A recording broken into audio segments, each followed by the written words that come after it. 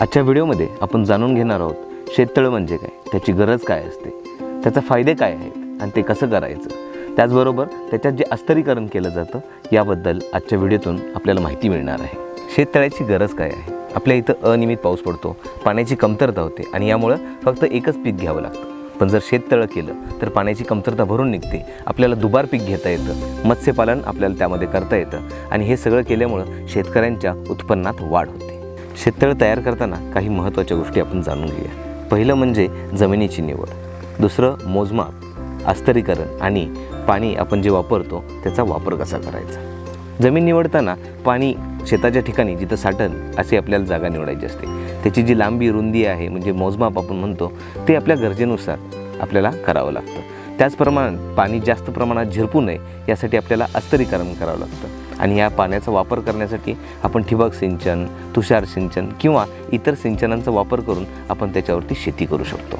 अस्तरीकरण, शेततळ्यामध्ये पाणी झिरपू नये यासाठी आपण जी शीट वापरतो त्याला HDPE शीट किंवा जिओ मेम्ब्रेन शीट असं म्हणतात। शेततळ्याची काळजी कशी घ्यावी याबद्दल आपण जाणून घेऊया।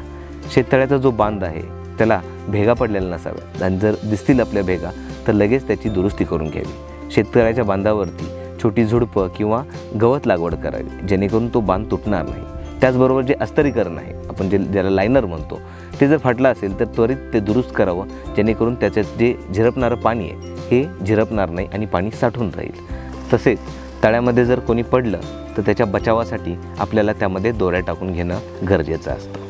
त्याचबरोबर शेततळं स्वच्छ ठेवणं हे महत्त्वाचं आहे। त्यासाठी त्यातला जो गाळ आहे तो आपल्याला काढून टाकायचा आहे आणि जनावरांपासून संरक्षण करण्यासाठी चारी बाजूंनी एकतर बांध तयार करून घ्यावा किंवा कंपाऊंड जे कुंपण म्हणतो ते लावून घ्यावं। सर्वात महत्त्वाचं म्हणजे पावसाळ्यामध्ये जे जास्त प्रमाणात पाणी होतं ते जास्तीचं पाणी ओव्हरफ्लो होऊ नये यासाठी आपल्याला होस पाईप टाकून ते बाहेर काढणं गरजेचं असतं।